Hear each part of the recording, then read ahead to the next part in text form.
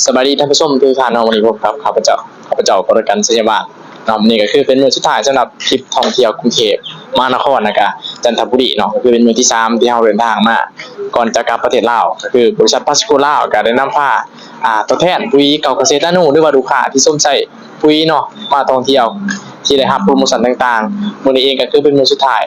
แล้วก็เฮาก็ได้มาทำบุญเนาะอยู่สถานที่ต่างๆของจังหวัดจันทบุรีในมื้อกลับเดินทางมาซะเนาะมื้อนี้ข้าพเจ้าเองก็ยังได้รับเกียรติจากตัวแทนปุ๋ยเนาะแล้วก็ทางเป็นคณะของบริษัทที่ว่าเพิ่นก็มาท่องเที่ยวกับเฮามื้อนี้เนาะสิสัมภาษณ์เพิ่นว่าตั้งแต่เฮาเดินทางมา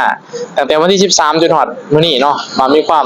รู้สึกแนวใดเนาะแล้วก็ประทับใจจุดใดแน่ที่ว่ามาเที่ยวกับเฮาครั้งนี้เนาะสบายดีเจ้าสบายดีเนาะข้าพเจ้ามีจันแก้วมานี่เนาะมาจากบ้านห้วยเตาเมืองปากซองแขวงจำปาสักเนาะที่ว่าเดินทางมาเที่ยวนำจิบเที่ยวตำบลเที่ยวนี้เนาะก็คือเที่ยวลงเรือแม่น้ำเจ้าพระยาเนาะแล้วก็ไปจังหวัดจันทบุรีเนาะส้มฤดูกาลหมากไม้ของเพิ่นเนาะก็คือว่ามื้อเฮาเดินทางมาแต่วันที่13เนาะก็เพิ่นพาไปหลายจุดเนาะก็ทุกจุดที่ไปเนาะก็ประทับใจทุกบอนเนาะเริ่มแรกที่เฮามาเนาะมื้อทำอิฐก็เป็นวันที่14ที่เฮาฮอดกรุงเทพเนาะเฮาก็ไปสวนสนุก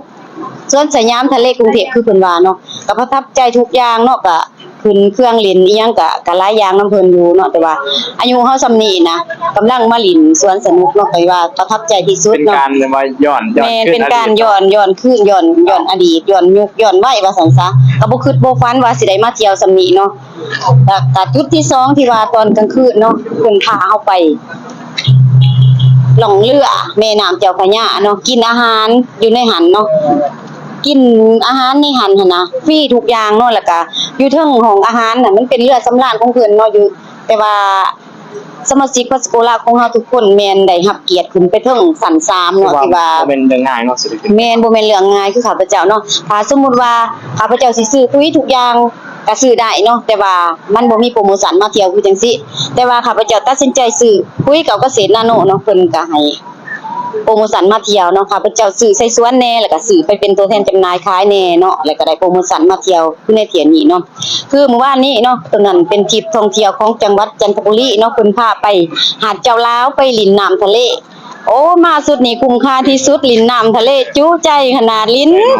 จนผิวดำหมดเลยเนาะประทับใจที่สุดใช่แล้วก็พิเศษเนาะก็พอดีแม่นก่อนเฮาสิกลับบ้านเนาะคือมื้อนี้เพิ่นก็พาเฮาไปทำบุญยุดเพิ่นอิฐนี่เ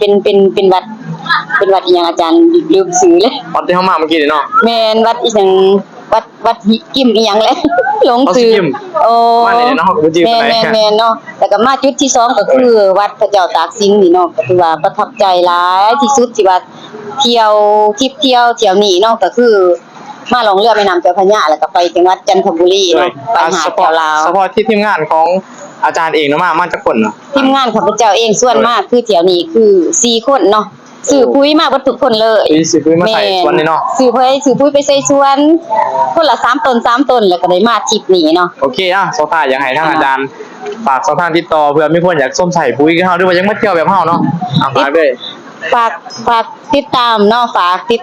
ต่อก็คือติดต่อเฟซนี่จันแก้วมณีเลยเนาะค่ะพระเจ้าอยู่บ้านหัวเตาเมืองปากซองแขวงจำปาสักเนาะถ้าหากว่าท่านสนใจอยากซื้อปุ๋ยไปใส่สวนหรือว่าอยากซื้อไปขายเป็นตัวแทนจำหน่ายเนาะก็ติดต่อได้เลยนี่จันแก้วมณีเนาะ